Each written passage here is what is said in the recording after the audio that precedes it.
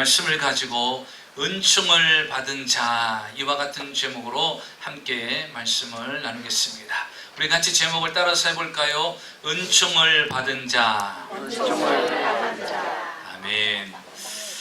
시각 장애인이었던 페니 크루스비라는 사람이 있습니다. 이 페니 크루스비는 찬양곡을, 만요곡을 작사 작곡을 한 사람입니다. 그런데 그가 찬송가를 작사 작곡해서 유명하기 전에 그는 가난으로 어려움을 많이 겪었던 때가 있습니다. 어느 날은 $5가 없어가지고 중요한 일을 처리해야 되는데 그 $5가 없어가지고 그 일을 처리하지 못하는 가운데 있어서 그는 자신의 집에서 하나님께 기도를 하기 시작합니다. 하나님, 내가 이 돈이 있어야 중요한 일을 처리할 수가 있는데 지금 저는 그렇게 돈이 없습니다. 자신의 집에서 간절히 기도하고 있는데 갑자기 누가 벨을 누르는 것입니다. 그래서 그 벨소리를 듣고서 나가봅니다. 그랬더니 전혀 알지도 못하는 사람이 와서 이렇게 얘기합니다. 여기가 페니 크루스비 집입니까? 예, 맞습니다. 제가 이곳에 고장에 왔을 때 찬송가를 작사 작곡하는 아주 유명한 분이 여기 계시다고 그래서 한번 방문했는데 얼굴이나 보고 가려고 왔습니다. 그러면서 그에게 악수를 청합니다.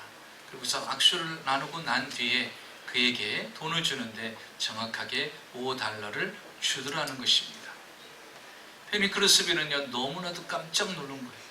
전혀 한 번도 본 적이 없고 아는 적이 없는 사람이 자신의 집을 이곳에 왔다가 잠깐 들리는데 그것도 10불을 주는 것도 아니고 5불을 딱 주고 가는 거예요. 자기가 딱 필요한 그 돈입니다.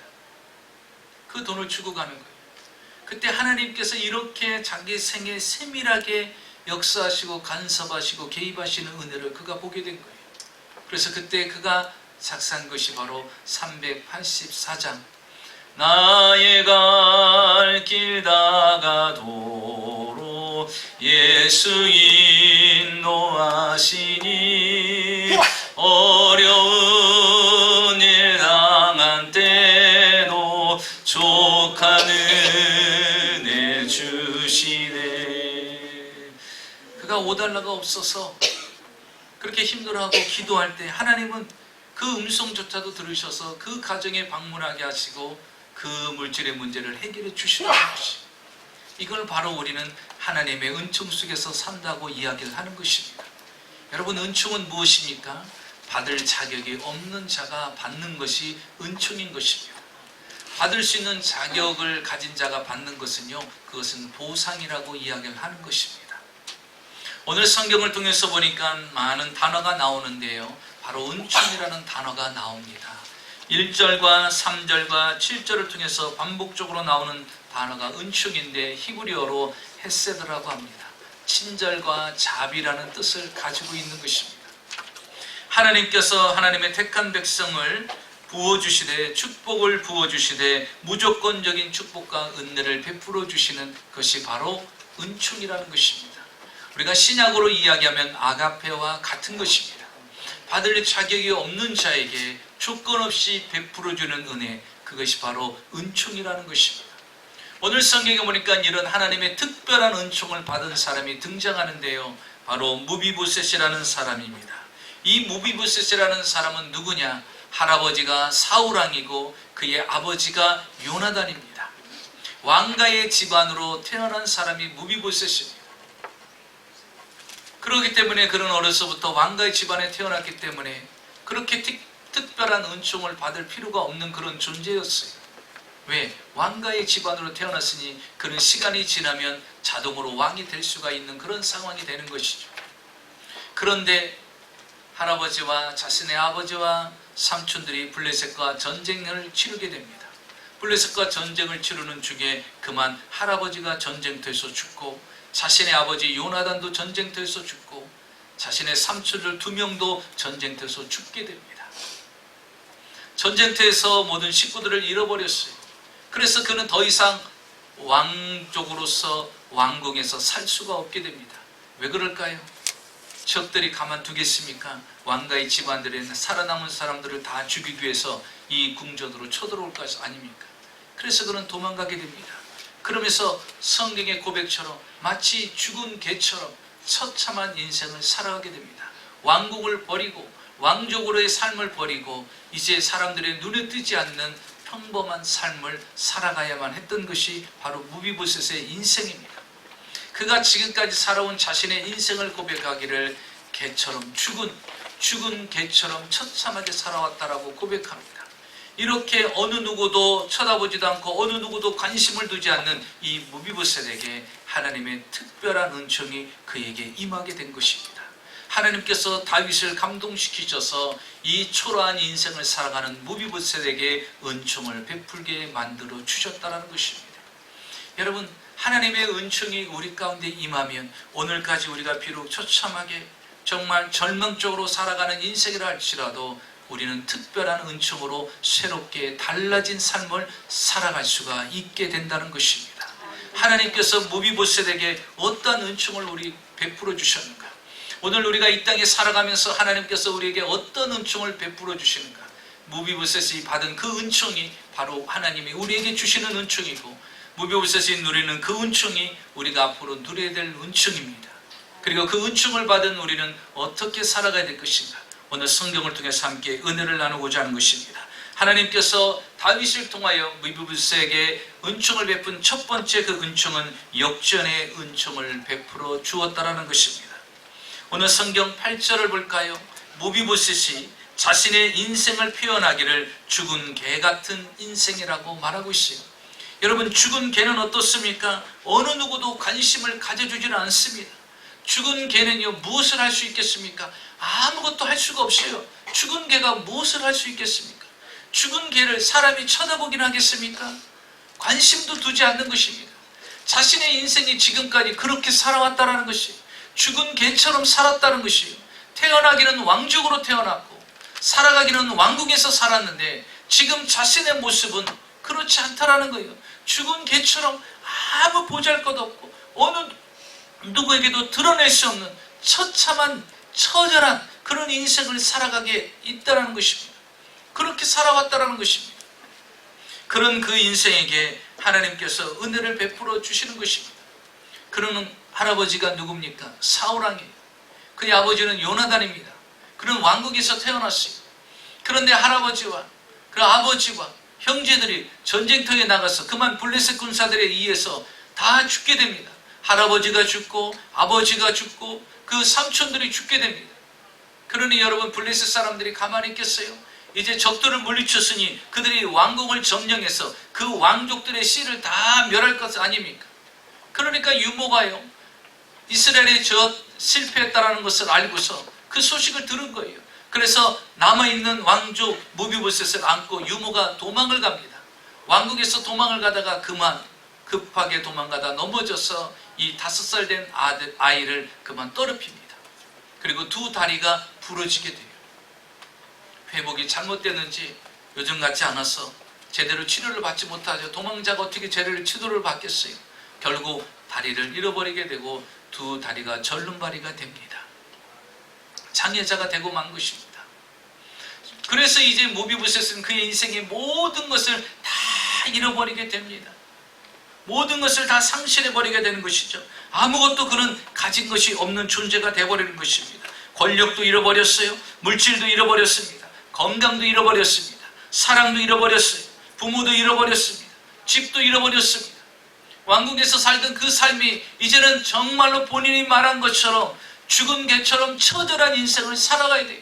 어디 가서 왕족이라고 이야기할 수 없습니다. 왜냐하면 자신의 신분이 드러나게 되면 붙잡혀서 죽을 수가 있는 거예요.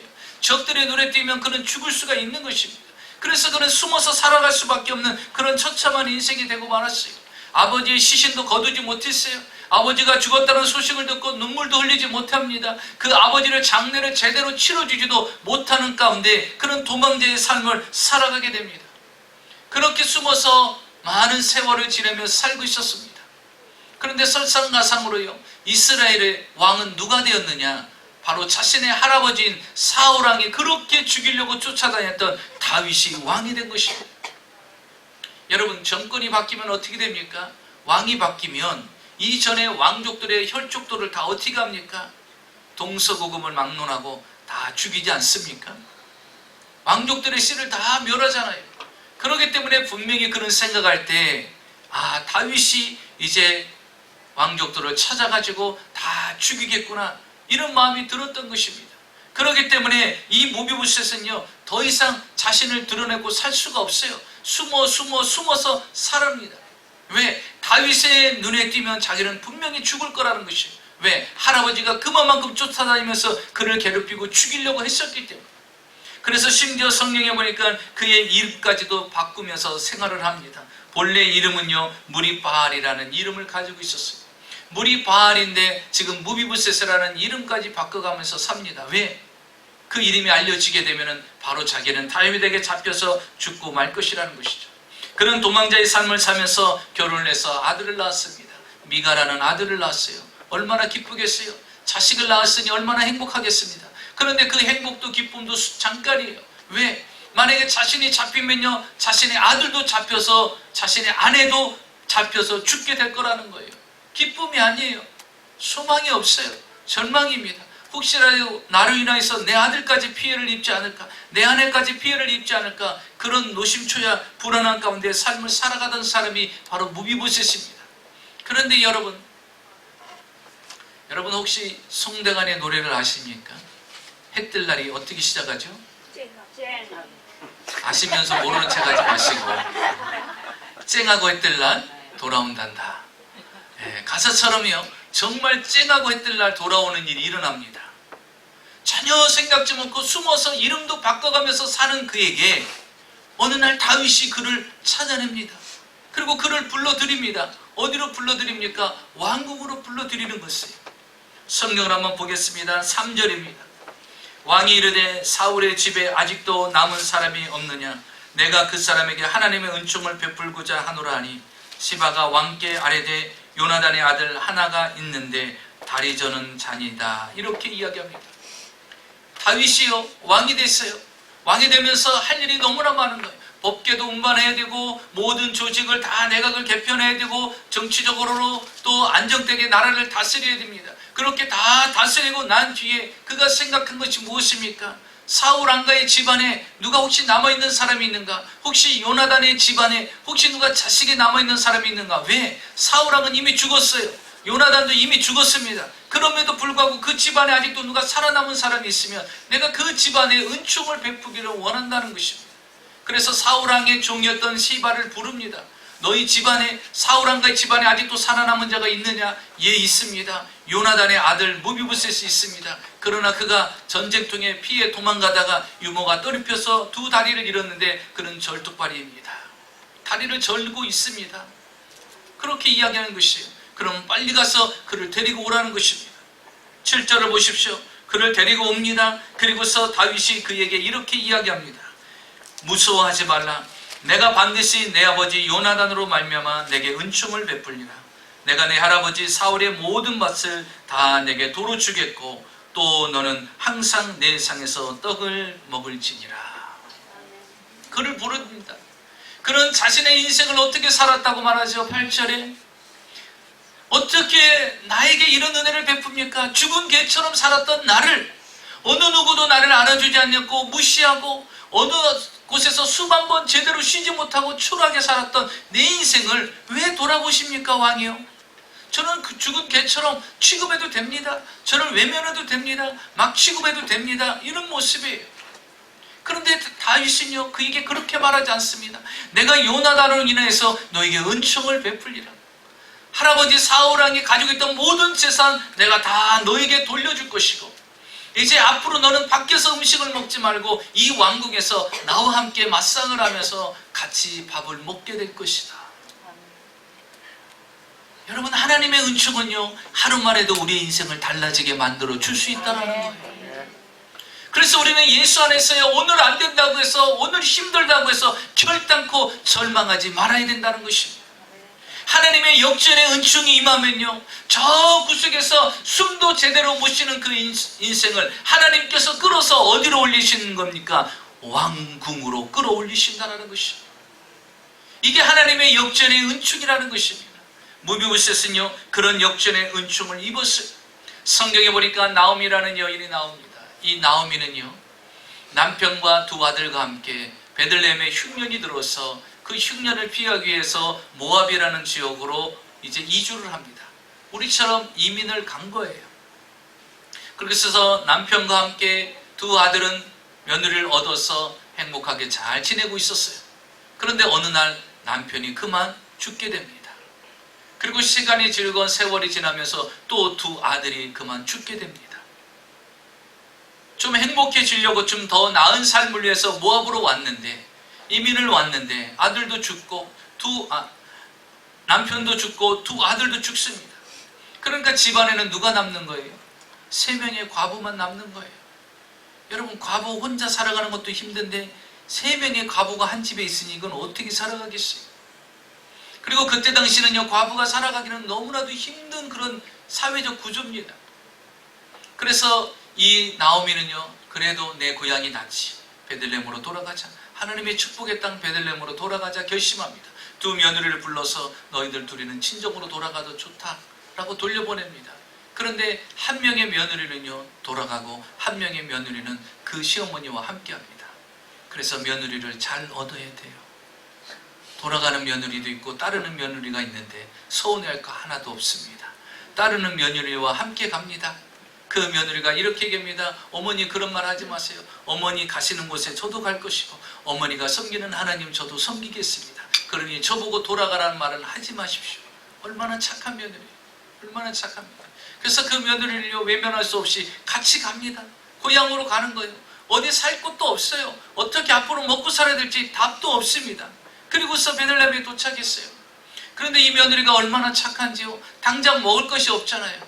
그러니까요 논밭으로 나갑니다. 며느리가 나가갖고서 그 추수할 시기 때 가서 그 추수할 때 논밭에 벼들이 떨어져 있는 그 이삭들을 주워 모아가지고서요 가지고 오는 거예요. 그리고서 그것을 가지고서 밥해가지고 어머니를 먹이는 거예요. 그러다가 또 이삭을 주우러 가다가 그곳에서 유력자인 보아스를 만나게 됩니다. 보아스가 보니까요 그 며느리가 누군가 하고 봤더니 자기 집안의 나오미 집안의 며느리인 거예요.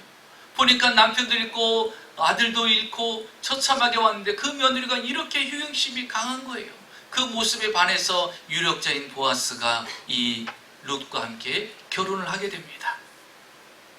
여러분, 나오미의 인생은 어떻게 됐을까요?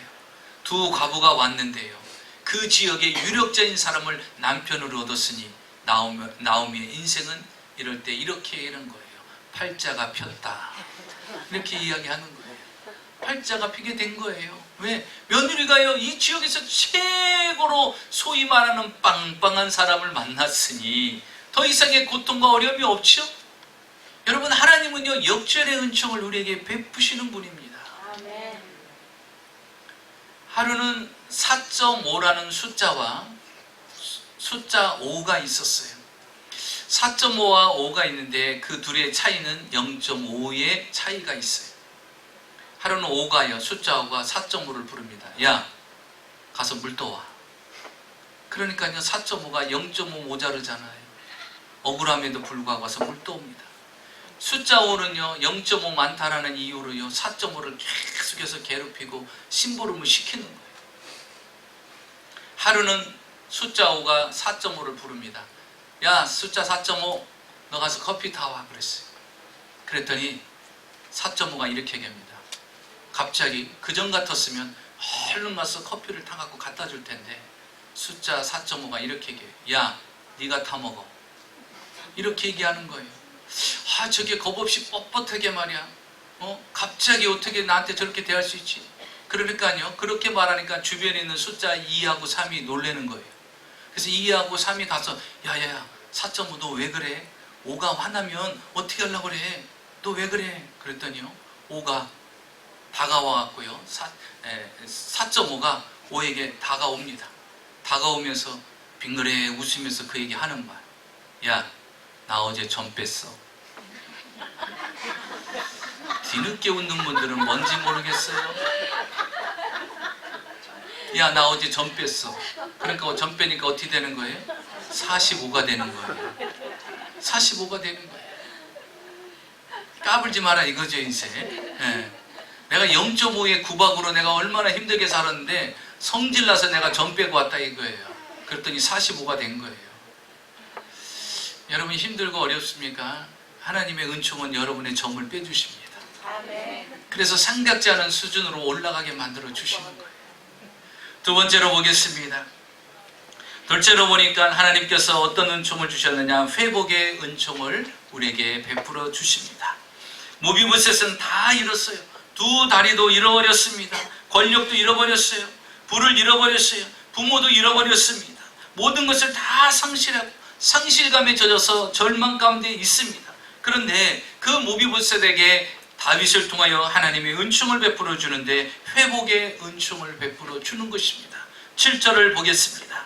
다윗이 그에게 이르되 무서워하지 말라. 내가 반드시 내 아버지 요나단으로 말미암아 내게 은총을 베풀리라. 내가 내 할아버지 사울의 모든 밭을 다 내게 도로 주겠고 또 너는 항상 내 상에서 떡을 먹을지니라. 내 할아버지에 있는 모든 재산을 그에게 주겠다라는 것입니다. 여러분, 그는 왕가의 집안으로 태어났지만 할아버지와 아버지와 그 삼촌들이 갑자기 죽는 바람에 그는 아무것도 소유하지 못하고 그냥 목숨만을 부지하기 위해서 도망갑니다. 도망가다가 다리까지 부상을 입어서 절뚝발이로 인생을 살아가야 돼요.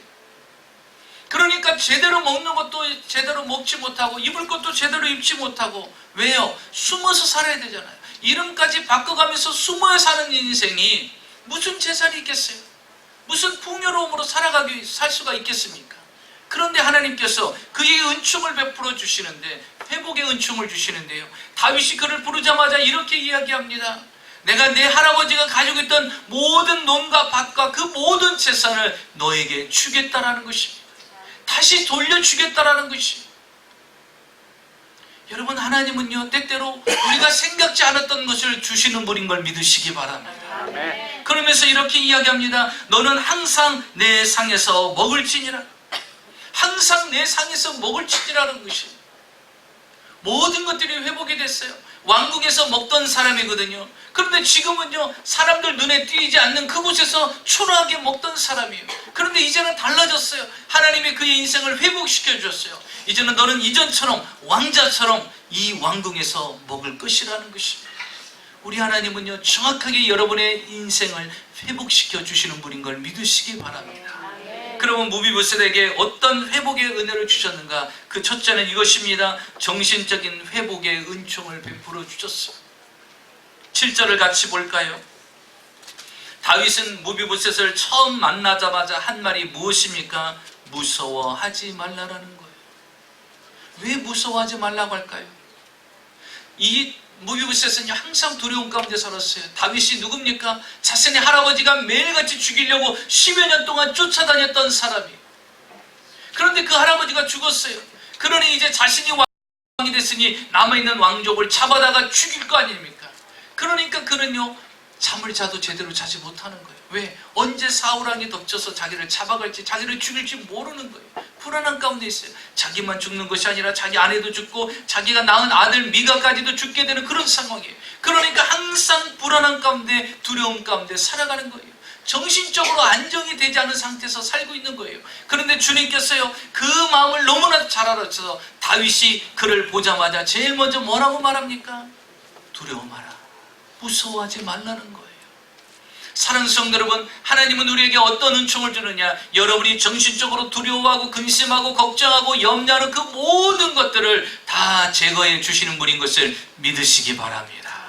정신적인 은총을 베풀어 주시는 분이에요. 정신적인 회복을 베풀어 주는 사람이에요. 여러분, 지금 이 사람은요, 돈이 문제가 아니에요. 집이 문제가 아니에요. 풍요로움이 문제가 아닙니다. 이 마음속에 두려움이 없어져야 돼요. 다윗이 나를 죽이지 않겠다라는 그 죽음의 공포에서 벗어나야 되는 것입니다. 그런데 다윗은 그것을 정확히 알아가지고 그의 두려운 마음을 제거해 줍니다. 모비보셋아, 이제 두려워하지 마. 내가 너와 함께 할 것이고 요나단을 통하여서 내가 너에게 은총을 베풀어 줄 것이다. 이제는 너에게 두려움이 아니라 오직 은총만이 너에게 임할 것이다. 사랑하는 성도 여러분, 하나님은 여러분에게 근심, 걱정, 두려운 마음을 제거해 주시고 하나님의 은총으로 채워주실 것을 믿으시기 바랍니다. 하나님은 우리에게 그런 은총을 주시는 분이에요. 정신적인 회복을 베풀어 주시는 분인 것입니다. 둘째로 그는요, 신분의 회복의 은총을 입게 됩니다. 7절을 보십시오. 항상 내 상에서 내가 떡을 먹을 것이니라 이렇게 말합니다. 그는 절뚝발이에요. 망한 왕가의 집안의 아들입니다. 그럼에도 불구하고 주권 없이 그를 왕자의 신분으로 다시 회복시켜 줍니다. 처소를 회복시켜 주십니다. 여러분, 다윗이요 무비보셋을 만나면서 가장 많이 했던 말이 무엇일까요? 성경을 한번 볼까요? 7절과 10절과 11절과 13절을 보면요 똑같이 반복돼서 나오는 말. 다윗이 무비보셋에게 한 말이 있어요. 항상 왕의 상에서 먹으리라. 너는 더 이상 이 왕궁을 떠나지 아니하고 이 왕궁에서 항상 나와 함께 밥을 먹을 것이다. 나와 함께 식사를 할 것이라는 것이에요. 다시 말하면 뭐예요? 너는 이제 왕자라는 거예요. 여러분, 왕궁에서 누가 먹어요? 왕의 가문들만 먹는 거예요. 왕자들만 먹는 거예요. 왕만 먹는 거예요. 그러니 너희는 더 이상 도망자가 아니라 너는 이제 왕자로 내가 너를 회복시켜 주리라는 것이에요. 사랑하는 성도 여러분, 하나님은 우리에게 이런 은혜를 베풀어 주시는 분인 것입니다. 여러분, 우리는 누굽니까? 하나님이 피로 값주고 산 하나님의 자녀인 걸 믿으시기 바랍니다. 왕같은 제사장으로 우리를 세워주셨어요. 이 땅에서 부끄러움과 수치와 조롱거리로 인생을 살게 만들질 않았습니다. 하나님의 자녀로서 당당하게 살며 세계 민족에 뛰어난 자로 세워주고 머리가 될전정 꼬리가 되지 않으며 위에 있을전정 아래가 되지 않게 만들고 수놓으라는 모든 떡반죽 그릇이 복을 받으며 나가며 들어가며 복을 받는 그런 높은 자로 하나님이 세워주시기를 원하신다는 거예요.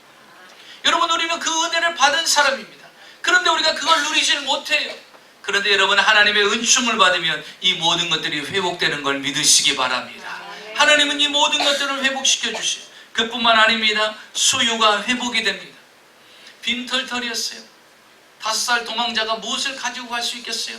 자신의 소유는 아무것도 없어요. 그런데 여러분, 하나님께서 그의 소유를 회복시켜 줍니다. 물질을 회복시켜 주세요. 7절을 보겠습니다. 내 할아버지 사울의 모든 밭을 다 내게 도로 주겠다. 여러분, 사울왕이 가지고 있는 재산이 얼마나 될까요? 왕가의 재산은 어마어마할 것입니다. 그는 도망자의 삶을 살면서 하나도 자신의 가지고 있는 재산은 없어요. 하루하루 목숨을 연명하며 살아가는 게 그게 다였을 것입니다. 그런데 다윗이 뭐라고 말합니까? 내 할아버지 사울의 모든 밭을 다 내게 주겠다라는 것입니다. 그런데 이것은 말로만 하는 것이 아니라 여러분 9절을 보십시오. 다윗은 사울과 그 온 집에 속한 재산을 다 무비보셋에게 주고 사울의 종 시바로 하여금 다시 관리하도록 명령을 합니다. 무비보셋에게 사울왕에 있던 모든 재산을 다 줍니다. 그리고서 그 사울왕의 종이었던 시바를 불러가지고 야, 내가 있는 모든 재산, 사울왕이 가지고 있던 모든 재산을 무비보셋에게 줬으니 이제는 그 무비보셋이 이 모든 재산을 관리하게 될 것이다. 그뿐만 아닙니다. 그에게 어떤 은혜를 주었습니까? 그 밑에 수종드는 사람들이 있었어요. 그 수종드는 사람들이 있었는데 이 시바에게는요 15명의 아들이 있었고 그 시바 밑에서 수종드는 사람이 20명이나 있었어요. 35명이나 되는 종들을 그에게 붙여줍니다. 이전까지는 어떻게 살았죠? 혼자 해야 돼요. 두 다리가 불편한 그 몸을 이끌고 혼자 먹고 혼자 생활을 했어야 돼요. 물론 부인이 도와줬겠죠. 그런데 이제는요 신분이 달라졌어요. 왕자의 신분이 되었죠. 이제 왕궁에서 삽니다. 이제 그에게 어떤 일이 일어났죠? 그에게 시중드는 사람이 무려 35명. 여러분을 위해서 시중을 두는 사람이 한 명만 있어도 얼마나 편할까요? 그런데 15명이나 붙여졌어요. 여러분, 이렇게 하나님은 멋진 하나님이십니다. 두 다리가 불편해서 초라하게 살아갈 수밖에 없는 그의 마지막의 삶이 지금 하나님의 은총으로요 35명이 수종드는 인생으로 바뀌어지게 된 거예요. 하나님은 이렇게 모든 수요까지도 다 회복을 시켜 주시는 분인 것입니다. 그래서 무비보셋은요 이전까지는 초라한 인생을 살았지만 하나님의 특별한 은총으로 말미암아 그는 정신적인 데서 회복을 받았습니다. 그는 물질적인 것에 회복을 받았어요. 그는 신분의 회복을 다 받았습니다. 다시 말하면 무비보셋은 모든 잃어버린 것을 다 회복을 받았다는 사실입니다.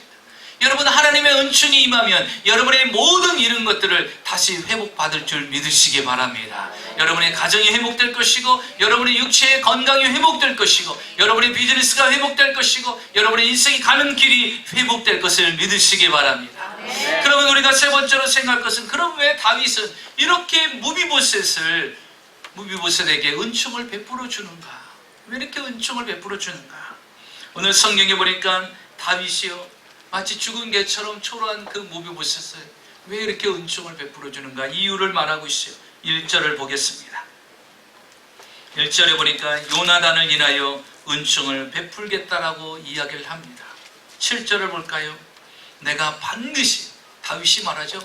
내가 반드시 내 아비 요나단을 인하여 내게 은총을 베풀리라. 도대체 다윗과 요나단의 관계는 어떤 관계였길래 다윗이 생애 가운데 잊지 못하는 사람의 이름이 있는데 그 사람의 이름은 요나단이에요. 도대체 다윗과 요나단 사이에 어떤 일이 일어났길래 요나단으로 인하여서 무비보셋에게 은총을 베푸니까? 그 무비보셋의 아버지가 요나단인데 요나단과 다윗과의 어떤 관계가 있었길래? 여러분, 다윗은요, 골리앗을 무너뜨립니다. 그리고 이스라엘을 구원합니다. 그러자 사울 왕이요, 다윗을 사위로 삼아요. 그래서 전쟁터 갈 때마다 사위를 데리고 나갑니다. 그러면 다윗이 얼마나 전쟁에서 능하게 승리를 거두는지 돌아올 때마다 사람들이 그렇게 다윗을 칭송합니다. 그 칭송하는 것에 사울 왕이 시기질투해서 다윗을 죽이려는 마음이 생기는 거예요. 그래서 어느 순간부터 다윗을 향해서 창을 던지고 다윗을 죽이려고 그러는 거예요. 그때 옆에서 보니까 사울 왕의 아들인 요나단이 보니까 아버지가 너무한 거예요. 다윗이 볼 때 오히려 아버지에게 충실된 자지, 헌신된 자고, 그리고 위기에 있는 나라를 건져낸 위인 아닙니까? 그런데 아버지가 왜 다윗에게 저렇게 대하는지 이해가 되질 않는 거예요. 물론 성경은 말하기를 사울 왕이 강하게 급한 귀신이 그에게 내림으로 말미암아 본정신이 아닌 사단의 지배를 받아서 다윗을 죽이려고 쫓아다녔죠. 그런데 요나단은요, 아버지를 이해할 수 없어요. 그래서 이 요나단이 나서서 다윗을 지켜주기 시작합니다. 마치 요나단은요, 다윗을 볼 때 자신의 생명처럼 생각을 한 거예요. 그래서 요나단은요, 다윗이 위기 있을 때마다 가서 도와줍니다. 심지어 어느 정도냐면요, 아버지가 다윗을 죽이려고 계획을 다 세워놓습니다. 그러면 그 계획을 다 듣고 다윗에게 갑니다. 다윗, 우리 아버지가 너를 이렇게 해서 죽이려고 하고 잡으려고 하고 쫓아오려고 하니 빨리 이곳에서 피하라고 미리 가르쳐주는 거예요. 그러면요, 사울왕이 계획을 다 세워놓고 가서 쫓아가서 잡으려고 하면요, 벌써 도망가 있는 거예요. 다윗이 잡혀서 죽을 수밖에 없는 상황이 수없이 많음에도 불구하고 요나단을 통하여서 그가 생명을 부지하게 되는 것이고, 그 생명을 부지한 결과 어떻게 됩니까? 이스라엘의 두 번째 왕이 된 거예요. 다윗이 생명으로 살 수 있었고 이스라엘의 두 번째 왕이 될 수 있던 것이 누구냐? 그가 잊지 않는 이름이 있어요. 바로 요나단이라는 사람이었어요. 그래서 그는 평생에 항상 마음에, 비록 요나단이 죽었다 할지라도 내가 요나단에게 받은 그 은총을 내가 반드시 베풀어야 된다. 그래서 그가 왕이 돼서 한 것이 무엇입니까? 아직도 요나단 집 안에 남아있는 자가 있느냐? 그를 찾아보라는 거예요. 그랬더니 보잘것없는 죽은 개 같은 다리를 절며 사는 그 장애인 무비보셋이 있는 거예요. 그를 불러오라는 거예요. 그러면서요, 그가 얼마나 그에게 은총을 베풀고 싶었는지, 그 은총 의식이 얼마나 강했는지 여러분 성경을 한번 볼까요? 1절에 보십시오.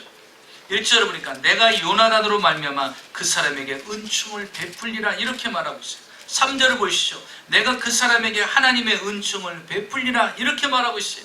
7절을 보십시오. 내가 반드시 내 아버지 요나단으로 말미암아 내게 은총을 베풀리라 이렇게 이야기합니다. 내가 너희 아버지를 통해서 내가 은총을 받았기 때문에 내가 반드시 요나단으로 인하여 내가 너에게 은총을 베풀 것이라는 거예요. 어느 누가 말려도 나는 이 일을 행할 거라는 거예요. 그만큼 은총의식이 강했어요. 여러분, 왜 그렇습니까? 다윗이 요나단을 통해서 은총을 받았기 때문인 것입니다. 여러분, 내가 은총을 받아야 은총을 나눌 수가 있는 거예요. 내가 사랑을 받아봐야 사랑을 나눌 수가 있는 거예요. 내가 용서를 받아봐야 다른 사람을 용서할 수가 있는 거예요. 다윗은 은총을 받은 사람이에요. 그렇기 때문에 은총을 나눌 줄 아는 것입니다. 여러분, 우리가 은총을 나누길 원하십니까? 먼저 은총을 받으시기 바랍니다. 그러면 하나님의 은총을 지금 받았습니까? 그러면 다윗처럼 은총을 나누는 자가 되시기 바랍니다. 여러분, 나비 효과라는 소리를 들어봤습니까? 나비 효과라는 말이 있어요. 이 말은 미국의 기상학자인 에드워드 노턴 노렌즈라는 사람이 이야기한 말입니다. 이 말의 뜻은 이렇습니다. 아마존 정글에 있는 나비가 거기서 날개짓을 하면 이 미국의 텍사스주에 그 날개짓이 변하여 토네이도로 다가온다라는 것입니다. 여러분, 아마존에 있는 그 정글 중에 작은 나비 하나가 날개짓을 하는데 그 영향이 이 텍사스주에 무엇으로 온다는 거예요? 토네이도로 바뀌어서 다가온다라는 거예요. 이게 나비 효과라는 거예요. 작은 나비의 날개짓이 큰 파장을 일으켜서 이곳에는요 토네이도가 되어서 온다라는 거예요. 이 말이 이해가 안 된다면 한국을 보시면요 황사가 있죠. 황사, 한국에. 그래서 여러분, 한국 뉴스 같은 거 보면 한국 사람들은요 다 연예인이요 마스크 쓰고 다니잖아요. 이유가 뭐예요? 황사 때문에. 그런데 여러분, 우리나라는요 황사가 일어날 지역이 없어요. 근데 그 황사가 어디서 오는 거죠? 중국이에요. 그 황사가 일어나는 그 중국을 가보면요 다 모래사장이에요. 사막입니다. 사막이에요. 그래서 중국과 한국이 정부에서 돈을 모아가지고 거기를 뭐 담을 쌓던지 어떻게 하자. 왜? 중국도 힘들고 한국도 힘든 거예요. 여러분, 황사가 번지기 시작해서 한국까지 오면요 흰 장갑을 끼고서 차 위를 이렇게 먼저 하면요 그냥 황사 그 줄이 그냥 확 보여요. 두둑히 쌓여 있습니다. 황사 모래가. 그 정도. 그러니 마스크를 안 쓰고 다닐 수가 없어요. 그런데 중국에서 날라오는 그 모래 바람이 어디까지? 한국까지 와요. 나비 효과가 그거예요. 아마존 정글에서 나비 한 마리가 이렇게 살짝 날개짓 하는데 그 영향이 어디까지 온다? 텍사스에 토네이도로 다가온다는 거예요. 그게 나비 효과라는 거예요. 그만큼 작은 것이 나중에 큰 파장을 일으키고 영향력을 일으킨다는 거예요. 여러분, 요나단은 지금 살아있어요? 죽어있어요? 죽어있어요. 그런데 죽었는데도 영향력이 있어요. 어떤 영향력을 끼치고 있습니까? 요나단은 죽었음에도 불구하고 그가 젊었을 때 심어놨던 그 모든 것들이 누구에게 지금 영향을 끼치고 있어요? 죽었어요. 아무 힘이 없는 그에게 이게 파장이 되어서 어디까지? 나비 효과, 영적 나비 효과가 되어서 누구에게 다가온 거예요? 그의 아들 무비보셋에게 다가온 거예요. 평생 초라하게 죽을 수밖에 없는 그에게요, 그 아버지가 날개짓 한 걸 가지고 이 아들이요 토네이도의 축복을 받는데 다시 왕국으로 들어가고요 왕자의 삶을 살고요 잃어버렸던 모든 물질을 다 회복을 받더라는 것이에요. 여러분, 그래서 우리는요 내 자녀가 무조건 잘 되기만 바라서는 안 돼요. 내 자녀를 위해서 심어야 돼요. 기도를 심어야 되고요, 사랑과 헌신을 심어야 되고요, 주의 영광을 위해서 심어야 돼요. 세상에 공짜는 없는 거예요. 그냥 이루어지는 것은 없어요.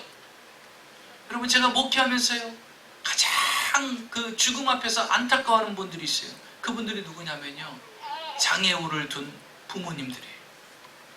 그 장애우를 둔 부모님들은요 이렇게 얘기해요. 내가 죽으면 저 아이는 어떻게 되는가? 내가 죽으면 저 아이는 어떻게 살아갈 것이다? 누가 돌보고? 형제들이 과연 끝까지 나처럼 돌볼 수 있을까? 이게 걱정이 돼서요 하나님을 믿음에도 불구하고 눈을 감지 못하는 거예요. 여러분, 요나단의 심정이 그럴 거 아니에요? 그런데 보세요, 그게 걱정이 되지 않는 게 보세요, 무비보셋은 누구의 은혜로? 아버지의 은혜로 비록 초라한 인생을 살지만 그의 인생은 아버지의 그 영적 나비 효과로 지금 엄청난 파장된 축복을 누리고 있지 않습니까? 그래서 우리는요 열심히 내 가정을 위해서 심어야 돼요. 내 자녀를 위해서 열심히 심어야 돼요. 여러분, 죽은 뒤에도 거두는 것이 바로 심은 대로 거두는 것입니다. 그래서 열심히 심어야 되는 거예요. 하나님을 위해서, 여러분의 자녀를 위해서 열심히 심으면 그러한 일들이 일어나는 것입니다. 스탠포드 대학에 다니던 두 학생이 있었습니다. 학자금이 모자라서 학비를 마련하기 위해서 어떻게 마련할 것인가. 그래서 두 사람은 아이디어를 낸 것이 이제 피아노 연주회를 갖자.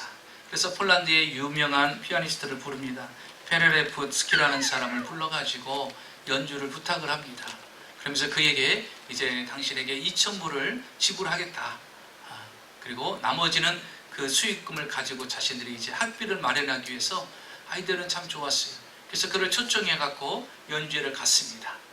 그런데 사람들이 많이 오질 않아서 수익금이 얼마였느냐? 1,600불밖에 되지 않은 거예요. 그러니까 400불이 마이너스가 된 거예요. 그러니까 2,000불도 공연비도 제대로 주지도 못하게 된 상황이에요. 그래서 책을 써서 1,600불을 주고 나머지 400불은 천천히 저희들이 갚겠습니다 하고서 보내줬어요. 그랬더니 피아니스트가 그 소식을 듣고서 다시 그들의 수표를 돌려보냅니다. 너희들이 사정을 내가 알았으니 이 돈 가지고 학비에 보태 쓰고 열심히 공부하라고 그들에게 다시 그 책을 돌려보내준 거예요. 그리고서 이 피아니스트는 그 후에 시간이 흐른 뒤에 폴란드의 대통령이 됩니다. 폴란드의 대통령이 됐어요. 당시에 세계대전이 발발하여서 전 유럽에 굶주림 속에서 허덕이고 있을 때입니다. 그러자 많은 사람들이 미국에 식량 지원을 해야 된다. 지원을 받아야 된다. 그래서 이 폴란드 대통령이 식량 지원을 받기 위해서 서류를 쓰려고 준비를 합니다. 그런데 서류를 쓰려고 준비하는 과정이에요. 미국에서부터 이미 식량이 와 있는 거예요. 아직 식량을 조달해 달라고 서류를 보내지도 않았는데 식량이 폴란드에 와 벌써 도착한 거예요. 그 너무나도 희한하고 너무나도 감사해서 그때 대통령을 찾아갑니다. 그때 당시 대통령이 후보 대통령이었어요. 후보 대통령을 찾아가고 아니 우리가 아직 서류도 쓰지도 않고 보내지도 않았는데 어떻게 아시고 저희들에게 식량을 보내줬습니까? 그랬더니 후보 대통령이 보니까 그 나라가 식량이 필요한 것 같아서 제가 알아서 보내줬습니다 그러는 거예요. 이 은혜를 내가 어떻게 갚아야 되겠습니까? 너무나 감사합니다 그러는 거예요. 그랬더니 후보 대통령이 말합니다. 무슨 말입니까? 저는 당신을 통해서 이미 오래전에 은혜를 받은 사람입니다. 그랬더니 아니 내가 당신을 오늘 처음 만나는데 무슨 말입니까? 대통령으로서 처음 만나는데 무슨 말입니까? 그리고 나는 당신에게 은혜를 베푼 적이 한 번이 없는데 무슨 소리입니까? 그랬더니요 그가 말합니다. 내가 대학교 다닐 때 한 피아니스트를 초청해서 연주를 했는데 그만 적자가 나고 1,600밖에 드리질 못했는데 그분이 그 돈을 다시 나에게 돌려보내줬습니다. 그때 초청을 했던 두 대학생 중에 한 사람이 바로 후보 대통령, 바로 접니다 라고 얘기를 하더라는 거예요. 그러니까 이제 이 피아니스트였던 지금 대통령이 얼마나 놀라겠어요. 자기가 1,600불 돌려준 사람이 미국의 대통령이 됐고 그때 연주했던 사람은 폴란드의 대통령이 된 거예요. 여러분 후보 대통령이요 그 은혜를 갚은 거예요. 폴란드 대통령은요 그냥 그 학생에게 오래전에 그냥 학비로 쓰라고 베풀어 준 거예요. 그런데 여러분 그냥 한 사람을 도왔지만요 이 폴란드 대통령은 지금 어때요? 국가적인 도움을 받죠. 이게 바로 영적 나비 효과라는 거예요. 제가 어제 이제 집을 나오는데 집에 문을 열고 나오는데 이렇게 보니까요 풍뎅이가 뒤집어져 있는 거예요. 풍뎅이가 여러분 풍뎅이 알죠? 발이 짧아가지고 뒤집히면 혼자 못 일어나요. 그래서 제가 보니까 안타까운 거예요. 얘가 뒤집기만 하면 살아서 날아갈 수 있을 것 같은데 그래서 제가 뭐 이렇게 손으로도 안 하고 발로 톡톡톡톡 쳐준 거예요. 톡톡 야 네 인생이 바뀌어질 수 있다 하면서 내가 사인을 보낸 거예요. 톡톡 치면서 톡 치니까요 딱 뒤집어졌어요. 그랬더니 싹 걸어가더니 날아가. 여러분 나는 그냥 발로 쳐서 뒤집어준 것 뿐이야. 근데 풍뎅이한테는 뭐예요? 은총이라. 은총이라.